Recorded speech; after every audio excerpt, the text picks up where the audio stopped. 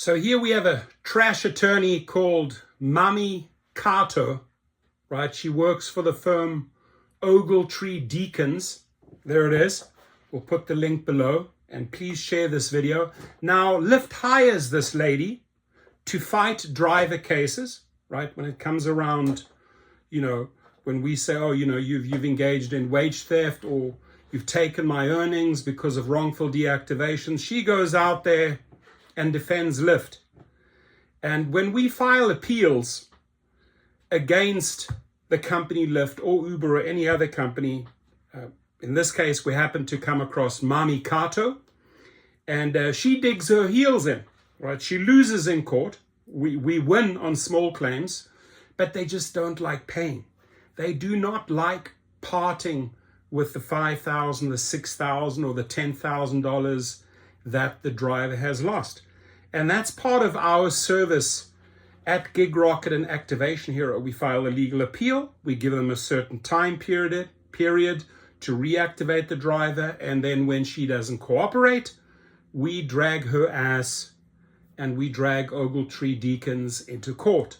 Now this driver, huge shout out to Myron, because this was phenomenal teamwork between my team and the driver, where we literally, that's why I made the story here, how we literally slapped down Mami Koto. Now, I don't care if your name is Mami Koto or Jack Daniels, if you're a guy or a girl. This has nothing to do with male, female, or race. This is just an attorney hired by a big law firm to screw over drivers.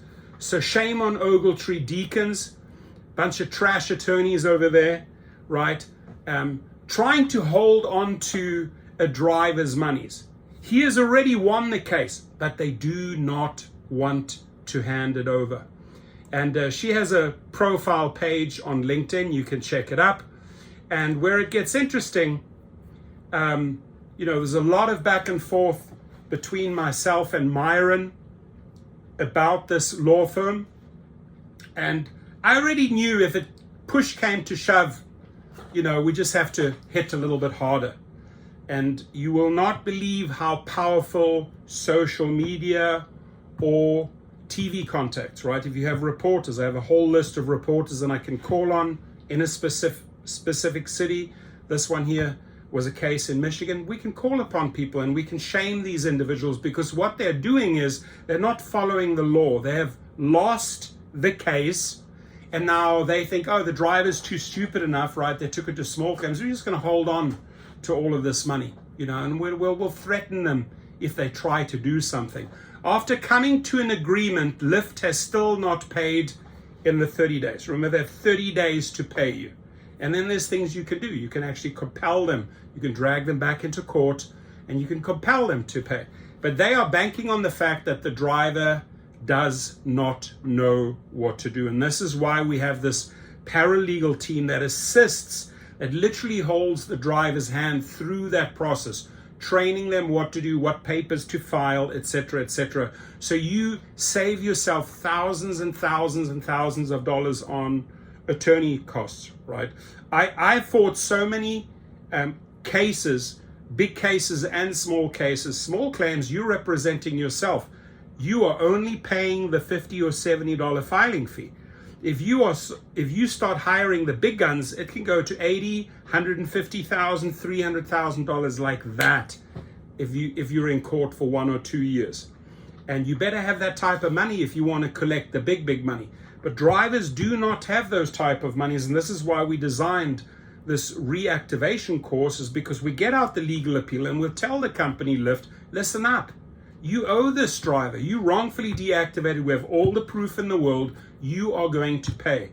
But they do not like to pay. So in this case, and the attorney has an attitude. So Mami Koto had an attitude that I'm asking about the payment. How would you proceed with this? She's contacting me now personally, thinking that, okay, they're going to pay out in 30 days. And it happens once in a while that they don't pay. So Myron reaches out to me. And how do we handle this? We have an attorney who has an attitude, Mami Koto. Let me remind everybody what she looks like. There she is. Who does she work for? Ogletree and Deakins. Where it gets very interesting, thank you. She said a check will be sent to me, and if I file anything, they will sue me and charge me with attorney fees, so I'll wait for the check. And after the 30 days, when I read this, I said, hell no. You're not going to wait around for the check. They had no intention of paying you after 30 days. They are threatening that if you take one step, like if you go out and file a motion to compel them to pay, they're going to sue you. So they're using these fear tactics. It's the typical Lyft attorney fear factors. And in that case, I get mad. Like, now we're going to slap her down, right? So I contacted Mami Koto and I said, listen, I'm going to read you the Riot Act. Stop fucking around with drivers' lives. Stop fucking around with their money. Pay.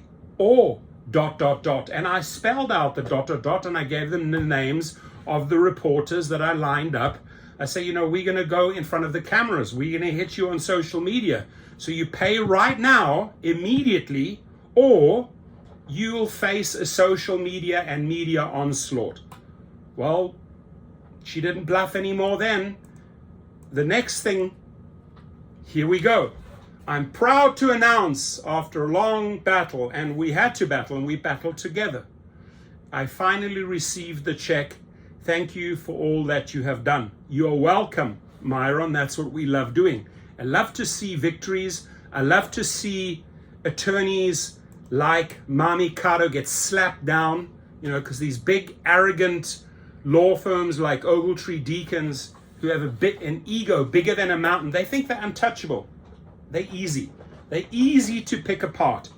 And when you have the media contacts and you have the social media platforms, you can hit them. So Mami Koto, you've been shamed here. You're just a trash attorney working for a trash law firm against drivers. You already lost the case. You don't want to pay. We had to slap you down a few times at Ogletree Deakins.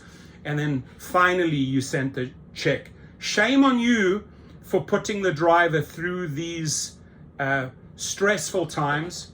You already lost. You owed that money, but you decided to play a game, and you took it even further. You threatened that driver, and that's when I got mad. I really get mad. And I've dealt with these MFs before, and you just have to pick them apart again. Media, social media. So you did the right thing, right? You saved a little bit of face. Because the bottom line is, it wouldn't have been pretty if we dragged your ass and your firm in front of the cameras.